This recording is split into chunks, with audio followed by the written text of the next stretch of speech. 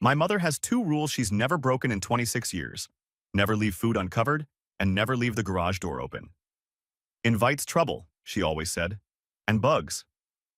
So when I pulled into the driveway after 5 days in Detroit, exhausted from contract negotiations, and saw the garage door wide open, I knew something was wrong.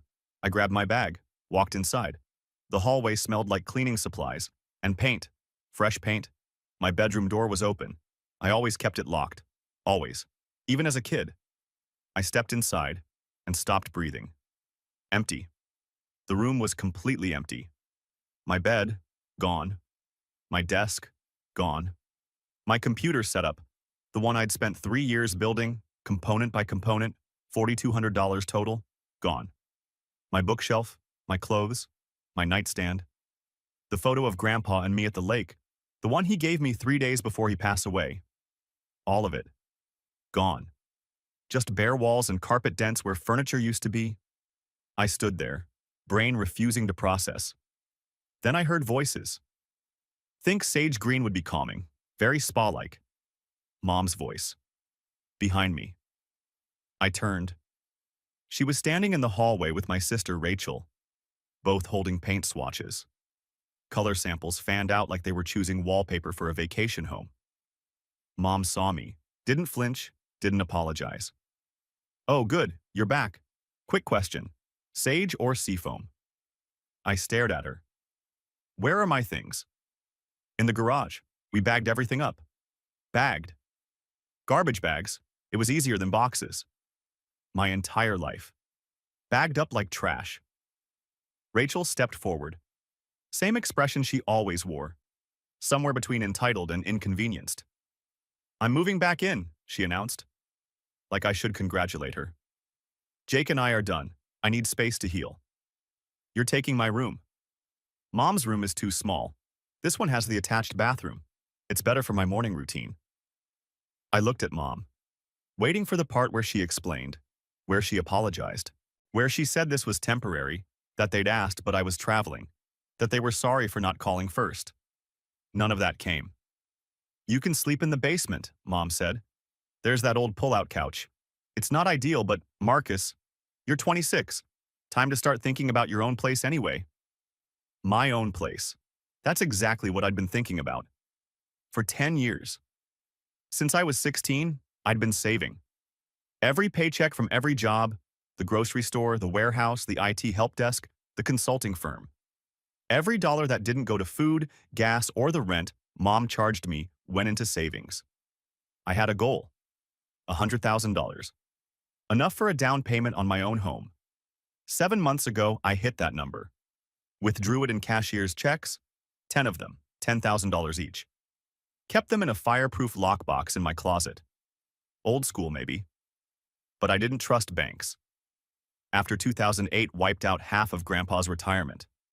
My closet, which was now empty. Where's my lockbox? Mom's face changed, just slightly. A flicker. Your what? Gray box, combination lock, fireproof. It was on the top shelf. Silence. Rachel studied the paint swatches like they'd suddenly become fascinating. Mom, where is it? We found it when we were clearing out the room. Rachel needed help with her situation. The divorce is expensive, and she needed... How much did you take? Silence. How much? Mom straightened. That defensive posture she used when she was about to justify something unjustifiable. Rachel needed a deposit for her new apartment. First month, last month, security, plus divorce lawyer retainer. And she needed furniture, a car payment catch-up, some credit card. How much? Rachel answered, still looking at the floor. All of it. We needed all of it. All of it. $100,000. 10 years of work. Gone. You'll earn it back, Mom said. Like she was doing me a favor. You're young. You have time. Rachel is going through a crisis. She lost her marriage, her home. She cheated on him. Rachel's head snapped up. That's not... Jake told me, 6 months ago. He caught you with his business partner, in their bed, in the house he paid for. Mom stepped between us. That's enough. Whatever happened in their marriage is private. And my $100,000? Is that private too? It's family money, Marcus. We share. That's what families do. Family money. I looked at Rachel, 2 years older. Hadn't called me in 2 years except when she needed something. $500 here. $300 there. One $200 for a pyramid scheme she swore was different. Never saw any of it back. And now $100,000. Gone. For her fresh start. I should have screamed, should have called the police right there, should have grabbed Mom by the shoulders and demanded she explain how she could do this to her own son. But I didn't. Something else happened instead. I got quiet. Really quiet. The kind of quiet that makes people nervous. Okay, I said. Mom blinked. What? I said, okay, I understand. They stared at me, waiting for the explosion. It didn't come. I'm going to get my things from the garage. Then I'll figure out the basement situation. I walked past them, down the stairs, into the garage. 12 black bags, piled in the corner like trash day. My entire existence in plastic. I didn't open them, not yet. Instead, I pulled out my phone. Found a number I hadn't called in 8 years. Mr. Harrison, Grandpa's lawyer. The one who'd handled his estate when he passed. When I was 18. When he left me something that Mom didn't know I knew about. This house. Not Mom. Me. I remembered the will reading. Mom crying. Saying there must be a mistake. Mr. Harrison had been clear. The house goes to Marcus, not Patricia, not Rachel, Marcus. Mom had been furious, then strategic. You're only 18, she'd said. Let me handle it until you're ready. We never did transfer it. She never brought it up again. But 3 years ago, I'd started paying the property taxes directly to the county. Noticed something on the bill. Owner, Marcus Chen. I'd called Mr. Harrison then, asked if it was a mistake. No mistake, he'd said. The deed transferred to you the day your grandfather passed. Your mother never had any claim to that property. She's essentially been your tenant for the last 5 years. I'd kept that information to myself. Didn't want conflict, didn't want drama. But now, standing in the garage surrounded by black plastic, I remembered something else. The last time I saw Grandpa. 3 days before the stroke. We were sitting on the back porch. He'd looked at me with those clear blue eyes and said, "The house is yours, Marcus. I made sure of it. Your mother and sister, they take. It's what they do. They'll take until there's nothing left. Don't let them. Promise me." I'd promised, not really understanding. Now I understood. Mr. Harrison answered on the second ring. "This is Harrison." "Mr. Harrison, it's Marcus Chen, Robert Chen's grandson." "Marcus, it's been a while. Everything all right?" "I need to confirm something. The house on Maple Street. The deed is still in my name?" "Of course. Nothing's changed since we last spoke. Property at 2847 Maple Street. Deed transferred to Marcus Chen, April 15th, 2016. Current owner, Marcus Chen. You've been paying the taxes, I assume?" "Every year." "Good. Why do you ask?" "If I wanted to sell this property, what would be the process?" Pause. "Straightforward. You'd need a realtor, standard listing agreement, then closing paperwork once you have a buyer. As sole owner, you have complete authority. No other signatures required, even if someone else is living there?" "None. Your mother has no legal claim to that property. She never has. Legally speaking, she's an unauthorized occupant. Has been for 8 years." I leaned against the garage wall. The house was mine. Not Mom's. Not family property. Mine. She'd lived here for 8 years thinking, or pretending to think, that this was her home, that she had rights. She had none. She was a guest, in my house. A guest who had just stolen $100,000 from me. "One more question, Mr. Harrison. If I sell to a cash buyer, how quickly can we close?" "With cash? 3 weeks, maybe less if the buyer's motivated." "Thank you." "Marcus, whatever's happening, I hope you're being careful." "I am. For the first time in my life, I actually am." I hung up. Stood in the garage for a long time. $100,000 stolen. My room gutted. My belongings bagged up like trash. And they had no idea they were standing in my house. I could have gone back inside. Could have told them right then. Could have watched Mom's face when she realized she'd just robbed the person who owned the roof over her head. But that wasn't the play. The play was patient, calculated, cold. Grandpa had protected me because he knew. Knew what they were. Knew what they'd do if given the chance. He gave me a weapon. Time to use it. I pulled out my phone, opened Google, searched cash home buyers near me. 3 options came up. I emailed all of them. Subject: property for sale, quick close, discreet. Then I went back inside. Mom and Rachel were in the kitchen, making dinner like nothing had happened. "There you are," Mom said. "Wash up. Food's almost ready." I stood in the doorway. "I'm not hungry." "Marcus, don't be dramatic. It's just a room. You'll adjust." "Just a room. $100,000. Just a room." "I'm tired from the trip. Going to sleep." "The basement couch isn't set up yet. I'll manage." The basement was dark. The pull-out couch had springs poking through the fabric. I didn't sleep on it. Instead, I sat in the darkness and planned. House worth $340,000. Minus the $100,000 stolen. $240,000 in my pocket. More than double what I'd had this morning, and they'd have nothing. My phone buzzed at 7:14 a.m. Cash buyer. "Interested in your property? Can we schedule a walkthrough?" Then a realtor responded to my late-night email. "When can we talk?" I heard Mom upstairs. Rachel complaining about something. 2 people who thought they'd won. Who thought I'd roll over like I always did.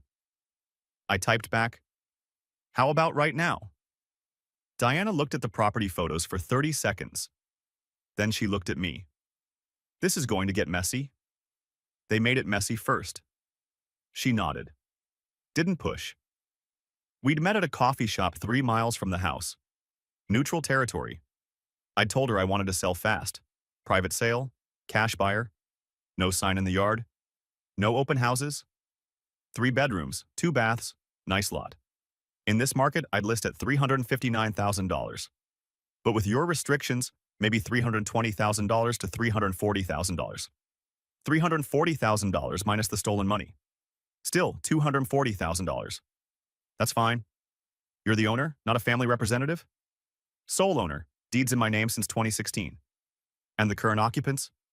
My mother and sister, not on the deed, no legal claim. They know you're selling? Not yet. Diana pulled out her tablet. I have 3 cash buyers looking in this area. 1 investor, 2 relocation couples. But I should warn you, cash buyers usually want vacant possession. They might not want to deal with occupants. Tell them the occupants will be notified after closing. 30 days to vacate. Legal and clean. You're sure about this? I'm sure. She left with photos I'd taken that morning while Mom was at book club. That night, I started moving my things. Not everything at once. That would be noticed. Just a few bags at a time. After midnight. First night. 4 bags. Clothes, mostly. I loaded them into my car at 1 a.m. Mom's bedroom light was off. Second night. 3 more bags. Books, computer parts. I was halfway to my car when Rachel's bedroom light flicked on. I froze. Stood there in the driveway holding a bag full of my own possessions like a thief in my own house. The light stayed on for 30 seconds. Then off. She hadn't seen me. Third night. The rest. Plus Grandpa's watch from the basement lockbox, the one Mom didn't know about. By Thursday morning, everything I owned was in a rented storage unit. $89 a month. Everything except the clothes I was wearing. Mom didn't notice. Neither did Rachel. They were too busy planning the room renovation. Thursday dinner. Mom had made pot roast. I'm thinking a reading nook by the window, Rachel said, with fairy lights. Very healing. That sounds lovely, sweetie, Mom said. Marcus, pass the butter. I passed the butter. Sat there eating pot roast while they planned how to decorate my room, in my house, that I was about to sell. I didn't smile, didn't react. Just ate. Friday morning, 9:17 a.m. Diana called. Complicated news. Best offer is $344,000. Cash. 21-day close. Young couple from Seattle. That sounds like good news. It is. But they're nervous about the occupant situation. They want written confirmation that the property will be vacant within 30 days of closing, and they want you to handle any complications. Meaning eviction. Meaning whatever it takes. They don't want to be the bad guys. Tell them I'll handle it. My lawyer will send a vacancy notice the day we close. You're sure? This is your family. They stopped being my family when they stole from me. 2 hours later, the buyers accepted. $344,000. Cash. 21-day close. I signed the paperwork electronically from a park bench while Mom thought I was at work. Closing date, March 15th. Ides of March. Grandpa would have appreciated the irony. The next 2 weeks became a strange performance. Day 14. 1 week until closing. Mom asked me to fix the kitchen faucet. It's been dripping for a week, driving me crazy. I spent 2 hours fixing it. When I finished, she glanced at the sink and said, "Finally." Rachel was complaining about the noise. No, thank you. Just, finally. Day 12. I overheard Mom on the phone with Aunt Carol. Marcus is being so dramatic about the money, you'd think we took his life savings? They did. They literally did. He'll get over it. He always does. I stood in the hallway listening, feeling something cold settle in my chest. Day 10. Rachel's friend came over. I heard them in the living room. Your brother's still here? I thought he moved to the basement. He's just moping. Mom says he'll adjust eventually. He's always been the sensitive one. Sensitive. The guy who worked 60-hour weeks and never complained. Who covered their bills, fixed their problems, asked for nothing. Sensitive. That night, I heard Mom and Rachel talking in the kitchen. What if he tells someone? Rachel's voice, worried. Tell someone what? About the money. What if he calls the police? Mom laughed. He won't. Marcus never makes waves. He'll sulk for a few weeks and then everything will go back to normal. I stood in the basement stairwell, listening. Go back to normal. Normal being. I pay, they take, nobody says thank you. That was over. Day 8. Title company sent final documents. Clean title. No liens. I signed everything from my car during lunch. Day 6. Found an apartment.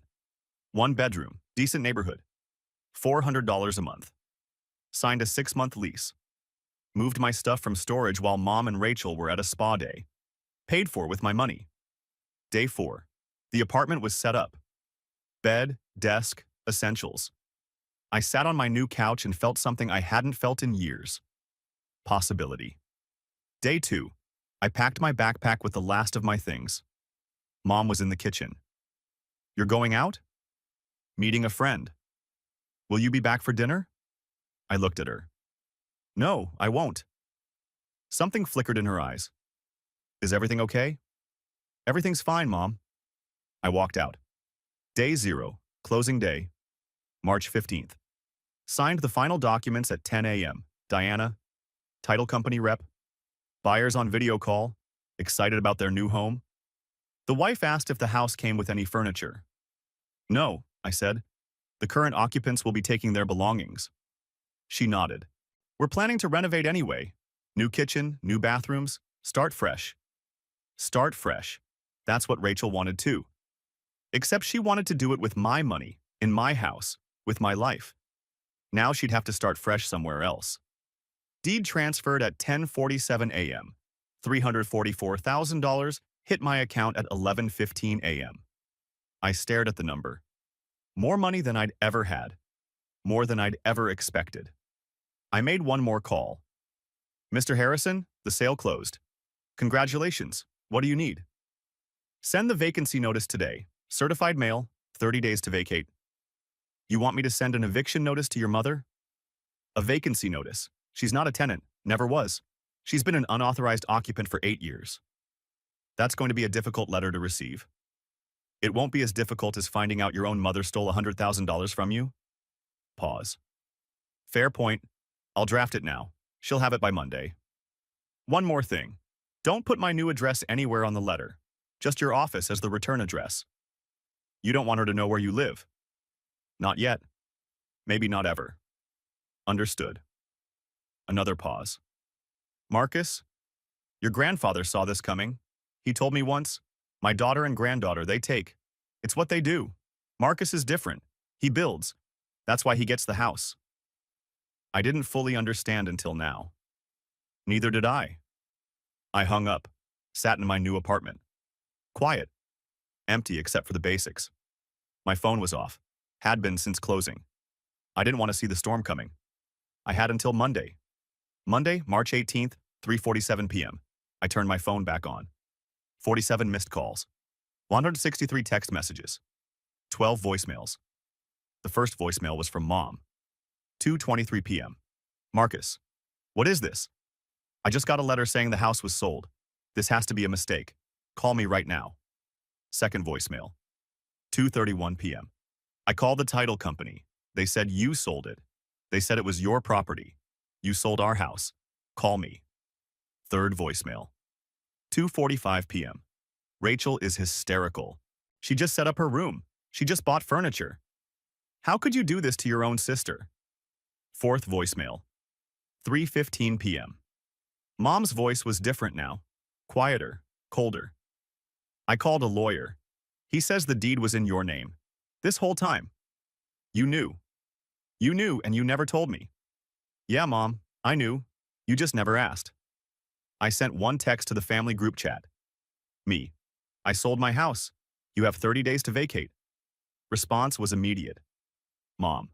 Your house? I've lived there for 25 years. Rachel. You can't do this. I have nowhere to go. Mom. Your grandfather would be ashamed of you. Me. Grandpa left me the house because he didn't trust you. His words, not mine. Silence for 30 seconds. Then the extended family joined. Aunt Linda. Marcus, what is happening? Your mother just called me crying. Uncle Steve. This is cruel. Family doesn't treat family like this. Cousin Mike. Bro, you sold your mom's house? I could feel the narrative forming. Marcus is the villain. Marcus is cruel. Marcus kicked his poor mother out for no reason. None of them knew about the money. Me. Ask Mom what happened to my $100,000 savings. Ask her why my belongings were in garbage bags when I came home. Then decide who's cruel. 1 minute of silence. Aunt Linda. What is he talking about, Patricia? Mom didn't answer. Rachel did. Rachel. He's exaggerating. It wasn't that much money. Me. It was exactly $100,000. 10 years of savings. I have bank statements for every deposit. Want me to share them? Silence. Uncle Steve. Patricia, did you take his money? No answer from Mom. Me. 29 days now. Start packing. I left the group chat, turned off my phone, sat in my empty apartment. Peace. Day 28. Mom hired a lawyer. I knew because he called me. Mr. Chen, this is Robert Keller. I represent your mother, Patricia Chen. She's asked me to look into the property sale. Okay. She claims she has an ownership interest, that there was a verbal agreement. There wasn't. She says your grandfather intended for her to have the house. Then why did he put my name on the deed? Silence. She says there was a misunderstanding, that she was supposed to be added when you turned 25. I'm 26. I've never seen any paperwork to that effect. Have you? Long pause. No. Because it doesn't exist. The deed was in my name. I sold my property. Everything was legal. She wants to contest the sale. On what grounds? Mr. Keller, the title company did a full search. No liens, no claims. Your client has no legal standing. She's your mother. And she stole $100,000 from me. Would you like to discuss that instead? Dead silence. I wasn't aware of that. Of course you weren't. She told you her mean son sold her house. She didn't mention the money she took, or throwing my belongings out like trash. Is that true? The $100,000? I have bank statements going back 10 years. If she wants to go to court, we can go. I'll file theft charges. Let a judge decide who wronged who. Long pause. I'll speak with my client. You do that, and tell her she has 22 days left. Day 25. Something unexpected. I was getting coffee at a place across town. far from anywhere Mom or Rachel would go. Or so I thought. I saw Rachel first. She was at a table by the window, laptop open, scrolling through what looked like Zillow, apartment listings, low-income housing. She looked smaller somehow, hair unwashed, clothes wrinkled, no makeup. This wasn't the Rachel who'd stolen my room. This was someone desperate. She didn't see me. I ordered my coffee and sat in the corner watching. She clicked through listing after listing. Rejected. Too expensive. Too far. No availability. Then she pulled out her phone. Called someone. Hey, it's me. I know I asked before, but I really need help. Just a few hundred. For first month's rent. Jake won't answer and Mom's tapped out and… She listened. I understand. No, I get it. Thanks anyway. She hung up, stared at her screen, wiped her eyes quickly. For a moment, just a moment, I felt something. Then I remembered. She spent my $100,000 without asking. She took my room without asking. She'd been asking everyone for money for years. This wasn't karma. This was consequences. I finished my coffee and left. She never saw me. Day 23. Mr. Harrison called with news. Marcus, I found something while reviewing your grandfather's file. Thought you should know. What is it? He left a letter, sealed. Instructions were to give it to you if you ever sold the property. What does it say? I haven't opened it. It's addressed to you. I drove to his office that afternoon. The envelope was old. Yellowed paper. Grandpa's handwriting on the front. For Marcus, when the time comes. I opened it in Mr. Harrison's office. Dear Marcus, if you're reading this, something happened. Either you sold the house or you're thinking about it. Either way, I want you to know something. I left you that house because you're the only one in this family who understands that things have to be earned. Your mother never learned that. Neither did Rachel. They think the world owes them something just for existing. You're different. You work. You save. You build. That's rare, and I'm proud of you for it. If you sold the house, I hope it was because you needed to, or because they finally pushed you too far. Either way, don't feel guilty. That property was yours to do with as you saw fit. They'll tell you you're being cruel. They'll tell you family comes first. But here's what they don't understand. You were family to them only when it was convenient, when they needed something fixed, when they needed money, when they needed a problem solved. You deserve better. I'm sorry I won't be there to see what you build. Love, Grandpa P.S. The watch is in the basement. Don't let them find it. I sat there for a long time. Mr. Harrison didn't say anything. Just let me have the moment. He knew, I said finally. He saw exactly what they'd do. He told me once that your mother was the biggest disappointment of his life. Not because she failed at anything specific, but because she never tried. I folded the letter carefully, put it in my pocket. Thank you for this. Your grandfather was a good man. He wanted you to have options. Sounds like you're using them. Day 20. Someone knocked on my apartment door. I looked through the peephole. Mom.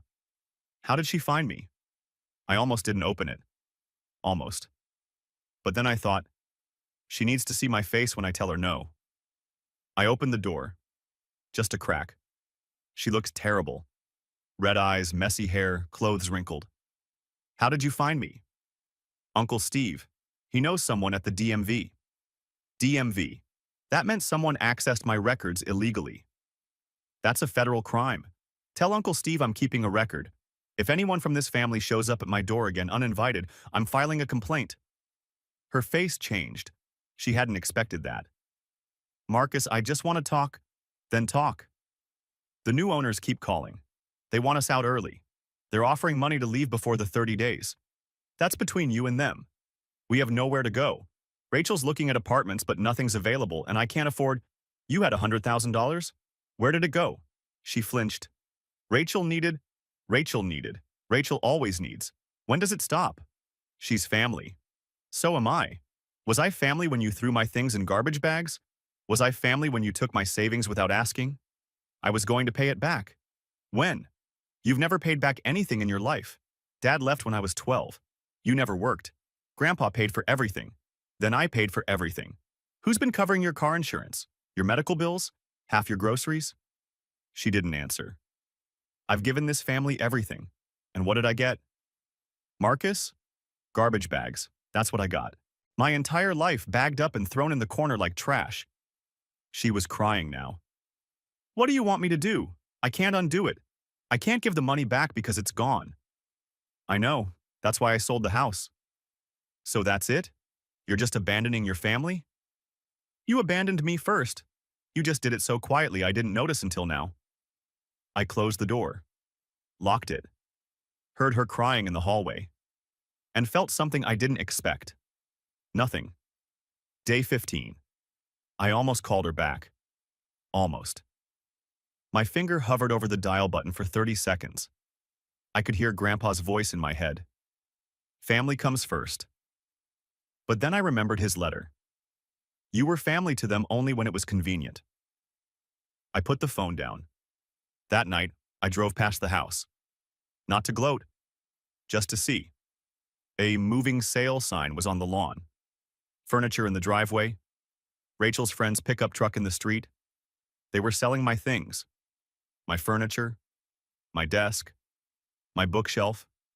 The stuff they'd bagged up. They were selling it. I pulled over, took a photo. Sent it to Mr. Harrison with one word. Evidence. He called back immediately. They're selling your possessions? Looks like it. You want me to send a cease and desist? No, let them sell it. Add the value to what they owe me. If I ever need to sue for the stolen money, this will help. Smart. I'll document everything. I drove away. Day 10. The lawyer Mom hired dropped the case. Mr. Harrison told me. No grounds to proceed. He also advised her against suing you personally. Said she'd lose and you'd countersue. Smart lawyer. She's not taking it well. Apparently she believed the house would be hers eventually. That your grandfather put it in your name for tax purposes. Did she actually say that? According to her lawyer, yes. She seemed genuinely surprised to learn the deed was never modified. She had 8 years to check. She never did. No, she didn't. Day 7. Cousin Mike reached out. Not to guilt me, just to talk. Hey, I know everyone's pissed at you, but I looked into what happened. The money thing. And? That's messed up, man. Like, really messed up. 100K? And they just took it? While I was on a work trip, came home to an empty room. Jesus. Pause. Look, I'm not going to tell you what to do, but for what it's worth, I get it. I'd probably do the same thing. Thanks, Mike. And just so you know, Rachel asked me for money last week. $500 to help with moving costs. I said no. Figured if she can spend 100K of yours, she can figure out $500 on her own. I almost laughed. Good call. Day 3. I drove past the house one more time. Moving truck in the driveway, 2 guys loading furniture, Mom directing them. Rachel sat on the front steps, staring at her phone. Neither of them saw me. I watched for 5 minutes. This house where I grew up, where Grandpa used to sit with me on the back porch, where I'd hidden in the basement during their fights. All of it, someone else's now.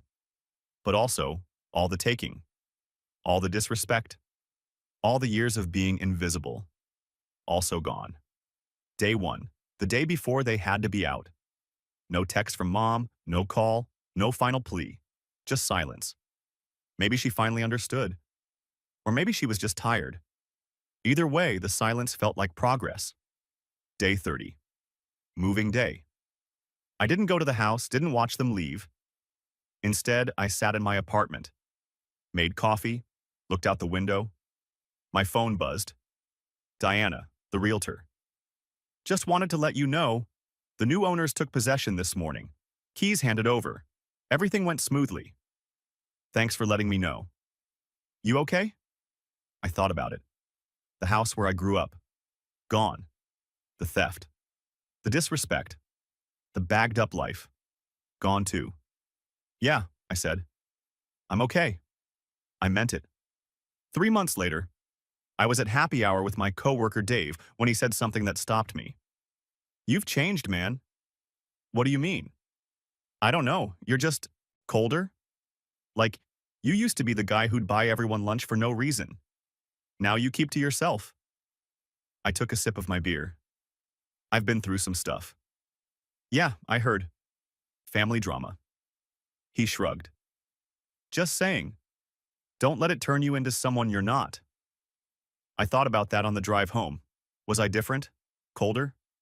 Maybe. But cold had gotten me my apartment.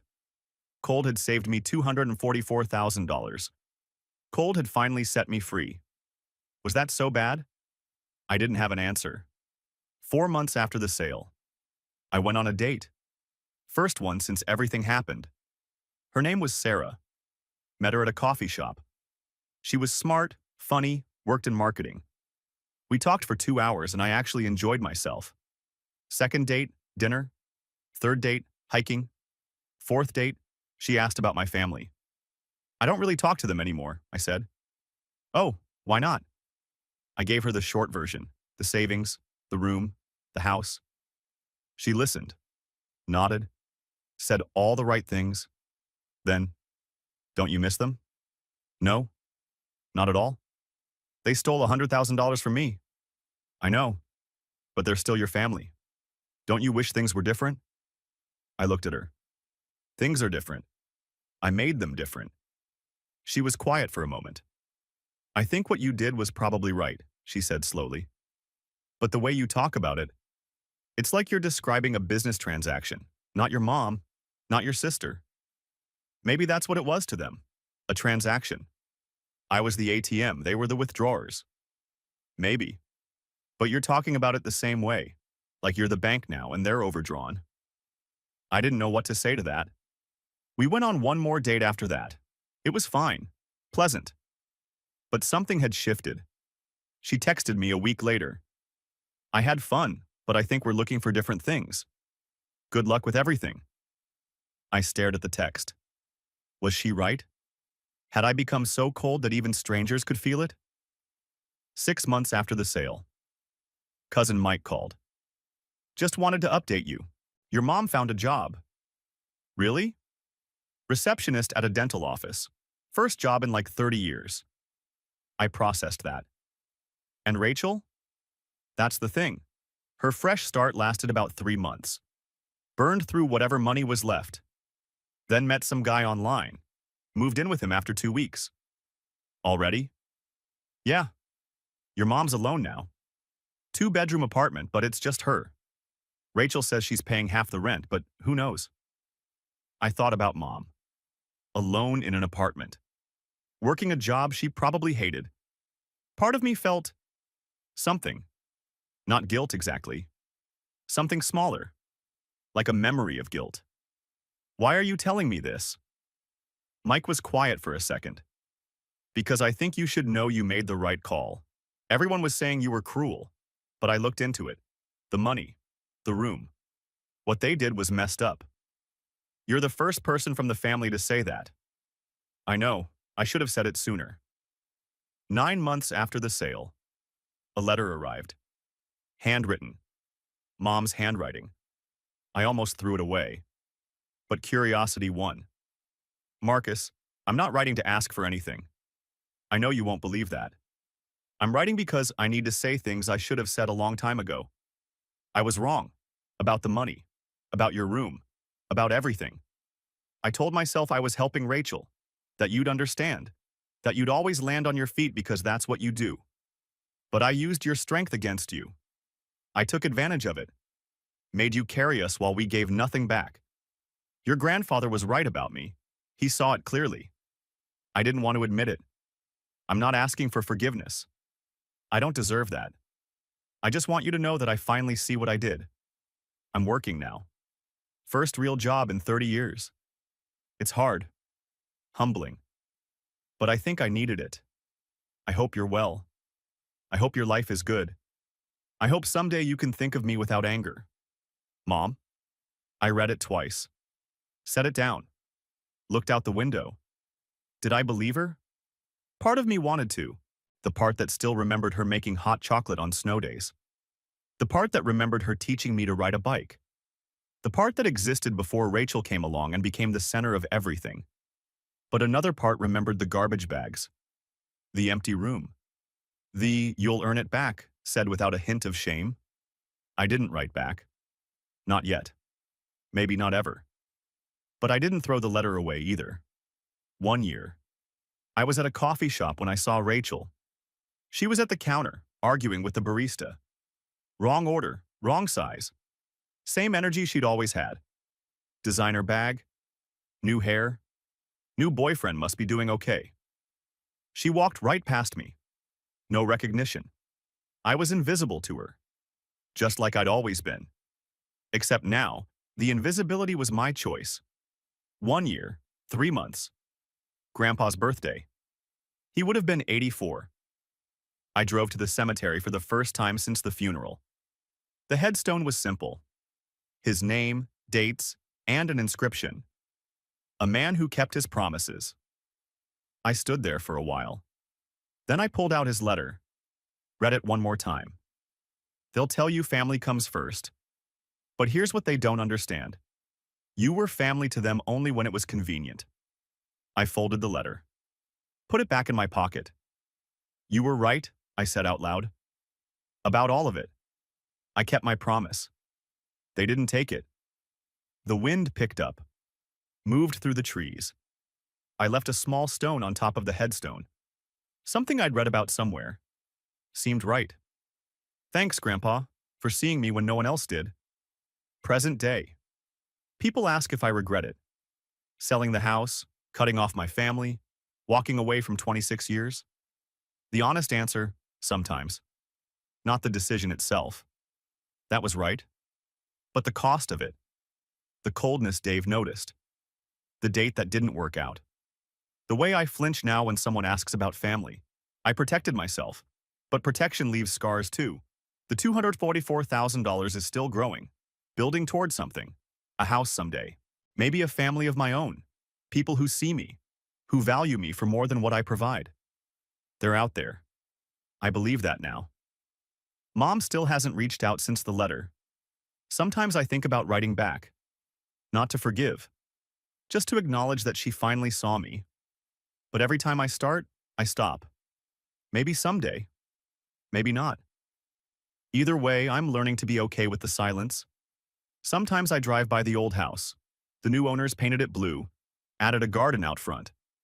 There are kids' toys in the yard now. A family lives there, a real one. I don't feel sad when I see it. I feel something more complicated. Grateful that Grandpa gave me a way out. Sad that I needed one. Hopeful that somewhere down the line, I'll build something that doesn't require walls. The house served its purpose. Protected me one final time. Now it's protecting someone else. And I'm still figuring out how to protect myself. Without becoming someone I don't recognize.